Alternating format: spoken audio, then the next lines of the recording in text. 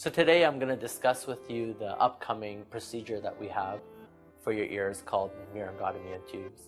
Now, I would have explained to you in clinic what the reason is why we're doing this. There are a variety of reasons why we might do tubes for somebody. I think one of the most common reasons why we do tubes is that people have pressure in their ears.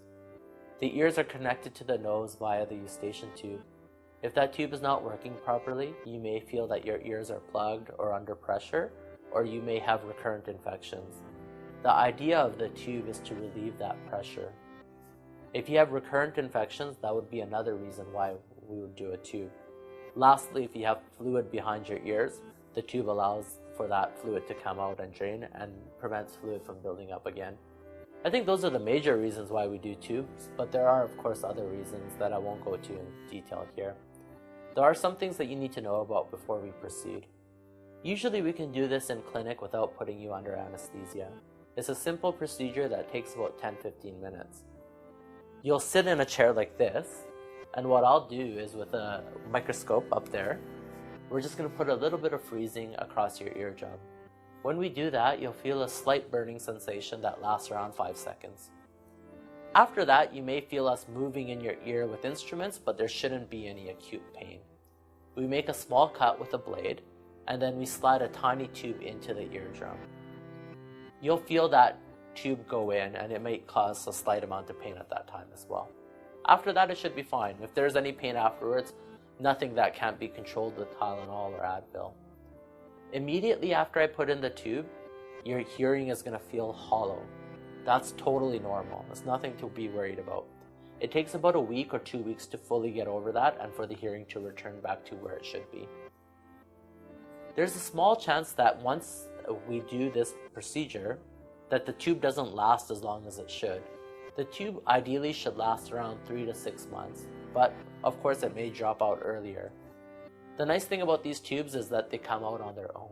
We don't need to go in and get them, and they aren't permanent. The tube you may notice come out with the wax or you may not. Ideally we want it to last 3 to 6 months. If the tube does last longer than we need it to, we can go in and remove it on our own. One of the major problems with this procedure is the tiny chance that once the tube is out, you may be left with a small hole in the eardrum.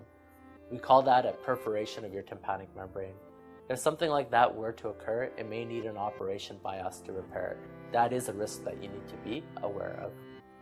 There are other risks associated with this procedure. You may notice pain afterwards, changes in hearing, bleeding. These should be all relatively minor and should be reversible, but in rare instances they may not. Because your ear is now exposed to the outside environment, you need to be careful about what you expose it to in terms of water. Showering is usually fine, but if you're going to be putting your head under water in terms of swimming, bathing, and so forth, you need to get a waterproof mold ideally. You can't go snorkeling, you can't go scuba diving, unfortunately. These tubes are temporary. Again, they last 3 to 6 months. If you find the tubes helpful once they've come out, we can put a more long-term tube in that lasts for a few years, and I can discuss that in detail with you. There are several instances where a tube won't make any difference to your problem. I'll give you an example. Some people come in here complaining that their ear is pressurized or it feels under pressure or it's plugged. If that's due to the ear and due to the eustachian tube, the tube should make a big difference. If it's actually due to the neck musculature or to the jaw joint, that tube's not going to make any difference, but at least the tube will help you determine what your problem really is. That in a nutshell is Myringotomy and tubes.